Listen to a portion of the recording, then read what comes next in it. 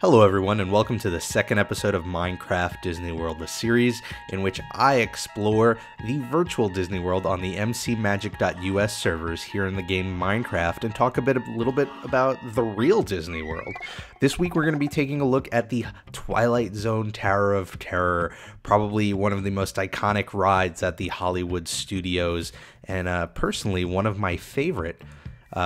So, if you don't know anything about the Tower of Terror, let me say that if you've been to a theme park, you've probably ridden it. The Tower of Terror is basically a play on the free fall ride that you see sort of at Six Flags everywhere else. But of course, as with everything Disney does, there's a flair for the story and the dramatics, which make it, better than any imitator. So, this was a ride that basically, it opened in July 1994, so it was actually a little after Hollywood Studios opened. At the time it was the MGM Studios, and since then it's been so popular that there are versions in Disneyland California and a couple of the Disney parks overseas. The ride itself is set in the 1920s, 1930s era of Hollywood, and it's based, well, as the name implies, on the Twilight Zone. So what we're going to do is we're going to do a quick walkthrough of the ride in Minecraft, see how it's recreated, and while we do, I'm going to talk about the ride just a little bit. So what you do, as you do with any ride, you get in line, and there's a queue that pulls you through the lobby of the Hollywood Tower Hotel, and that's technically the name of the hotel that you're going through, even though the ride's called the Tower of Terror. And if you were to come in and look to the right, you don't see it here in Minecraft because I don't think there'd be a way to recreate it. But actually, this is a 13 Diamond Award hotel by the AAA, which is higher than any award they've ever given. They typically only go up to 5, but because the whole theme of the 13th floor and Unlucky 13, this one gets a 13 Diamond Award. And you'd come through hearing some nice 30s music, and you'd see what essentially looks like a luxury resort hotel lobby that's been abandoned.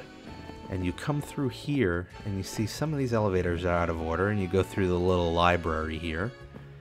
And this is where the story of the ride is explained.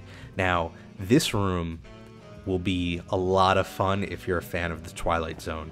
Because, as I said, the ride is based off the Twilight Zone, and the Imagineers who actually worked on this ride ended up watching every single episode at least twice, if not more. So this ride, from beginning to end, is really full of some really obvious and some really minor references to Twilight Zone episodes. Like the shelves up here would be lined with replica props, or maybe in some cases real props, from actual episodes. But in any case, you'll come in here, everybody's sort of sent into this room, and a television in the corner comes on, and that's where Rod Serling, the famous host of the Twilight Zone, starts to tell you the tale of the Hollywood Tower Hotel. And that tale is that many years ago, in the prime of Hollywood, a group of guests and a bellhop get into this elevator on a stormy night, and just as they're hitting the 13th floor, boom, the elevator gets hit by lightning, and it's hard to tell from the video. I don't know if it falls for sure, but I don't know if it also disappears or not.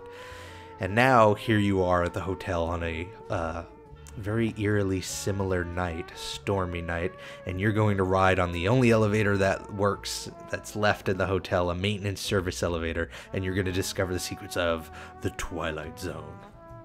And so you're going to move then into the boiler room, and this is a cool trick that Disney uses in that they can give you the sense of a transition without actually having the transition. You come in on the ground floor on this lobby, but what you've really been doing is climbing up a hill as you do so, and then you come out on the other end in this boiler room. And so you would think you went down into a basement, but you didn't actually go down into a basement. And this is where you're going to queue up for the ride. The ride itself, I should mention, is the second tallest ride in Walt Disney World. It's 199 feet. It is only bested by Expedition Everest, which is 199.5 feet. And the reason that they're both specifically under 200 feet is because due to regulations, they would have to put a flashing light on top of anything over 200 feet because you need some light for low-flying airplanes, and that would sort of ruin the mood a bit. So they just keep it underneath for you know, ambiance, which is pretty clever. So you'll get in line, and they'll line everybody up here, and then you'll get into this elevator. And this is actually a really innovative ride system. In the real Disney World, this is an elevator that will go up and down and forward and back on wheels without a track. It is all computerized using a set of sensors in the floor so that it knows where it's going. And that's because, unlike most typical free fall rides, you don't just go straight up and down. You travel forward and back through the Twilight Zone. So let me turn on my HUD for a second here so we can get a card out. And what they've done here in the Minecraft recreation is, rather than, since they don't have parts that can move in that way, you just have to have a minecart ride, which is what we're going to do right now. And off we go. And as you can see, they also have the voiceover of Rod Serling recreated through text, which is really cool. And they use a bunch of different effects here. We're kind of going through it a little quickly, but you go through like a very bizarre area, and then you drop. The doors, elevator doors open, you get this amazing view of Hollywood studios, and then you just drop. And what's cool is, in the original incarnation of this ride, you basically just went up and dropped. I think you might have done that a few times. But since then, they've come out with different versions of the ride in which they computerize the sequence. So now, when you ride the Twilight Zone, you never know how many times you're going to drop, when you're going to drop, when it's going to be a false drop, when you'll shoot back up. It's different every time, and that's really cool, because you could ride this, you know, literally 100 times and have a different experience each time. And they've really advertised that fact. See, here we are going through it quite a few times. And then you drop through, and luckily you survive the Twilight Zone. And it puts you out in the end here, which, like with most rides, you can buy a photo of you screaming your head off at the top just before you drop. Which cleverly, if you ever want to look for the photo, they hide it by making it look like sparks going off on the Hollywood Tower sign. And one of those sparks, of course, is the flash of the photograph. And then, of course, there's also a gift shop in which you can buy Tower of Terror t-shirts and mugs and all sorts of things. And to your dismay, you'll notice they also sell bellhop bells, which anyone under the age of like 13 immediately run over to and just start tapping away at it.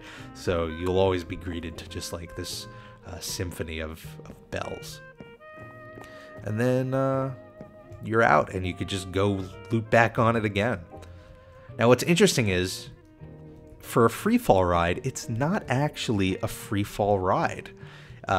Because they really want to make this sensation of dropping, there's actually a cable underneath the system that you drop in that pulls you down. So you're actually falling faster than gravity would have you drop, which is really cool and really creates this very dramatic dropping experience. And so that's the Hollywood Tower Hotel. They made a spin-off movie in 1996, I want to say, on the Disney Channel with Kirsten Dunst. It was like a made-for-TV movie that'll give you a little more backstory, although you don't really need it. It's an interesting way of looking at how in the 90s Michael Eisner was very big into synergy, this idea of cross-promoting everything, having a movie that ties into a ride. And now you're seeing it sort of in reverse. Now you're seeing movies getting their own rides, which is interesting. In any case, this has been Minecraft Disney World. I want to thank you all sincerely for the really warm welcome that I've gotten with this series. I'm so glad everyone's enjoying it. I do want to say that I did have these first 2 episodes planned ahead of time, so now that they're done, I'm going to be relying more heavily on viewer feedback when it comes to what attraction I'm going to be covering next. I've already got a whole bunch of people saying they want to see Adventureland and Space Mountain and things like that.